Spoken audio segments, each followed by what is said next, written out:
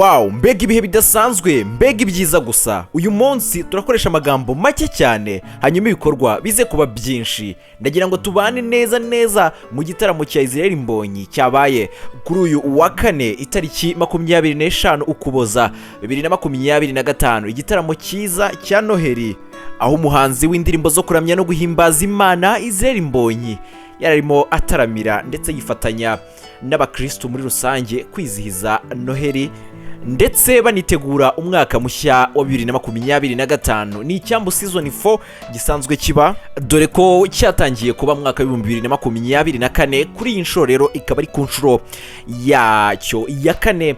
Abantu rero bari bakubise buzuye bagera ku 10,300 barenga. Amatike yari yashize nk'ibisanzwe. Guhaye ikaze kuri Admount niyo, nkuko nabivuze turareba ibikorwa byinshi hanyuma amagambo abe makeya. Ikaze.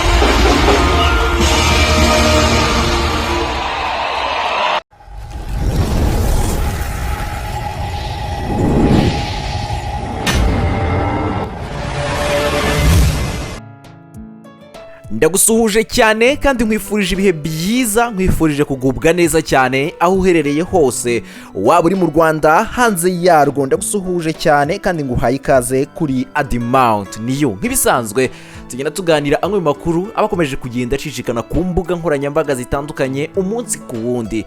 Iyo genda gutegurira hanyuma nkabizana tukagenda tubiganiraho akantu ku kandi, nta kintu na kimwe dusimbutse. Ibi bikomeje kugenda bicicikana hirya no hino, rero nibyo genda gutegurira. Bimwe muri ibyo ngibyo rero hari n'igitaramo cya Israel Mbonyi cyiza cyane, igitaramo gisanzwe kimenyerewe ndetse kinakundwa n'abatari bakeya, cyabaye kuri uyu wa 25 2025 koko dusoza umwaka urimo urasoza. Ni igitaramo gisanzwe kiba, kikaba gisanzwe kibera muri BK Arena nk'ibisanzwe, ariko kuri iyi nshuro byaje gusa nk'ibihinduka ugendeye ku matike bitewe nuko ibihe bigenda bihinduka, kandi n'iriya nzu bakoreramo ikaba igenda ihenda, aho tike ya make yaguraga 10,000. Ariko ibyo ngibyo ndakubwiza ukuri ko bitigeze biba byakora mu nkokora abakunda Israel Mbonyi ndetse abakunda indirimbo zo kuramya no guhimbaza Imana. Ibyo ntabwo bigeze byababuza kuba bajya mu cyambu season 4 nkuko bisanzwe. Bagiye mu bindi bitaramo byabanje bishyura tike ya make yari 5,000. Kuri ubu ngubu rero tike ya make yari 10,000, ariko ikintu gitangaje nuko tike z'10,000 ziri mu zashize mbere cyane.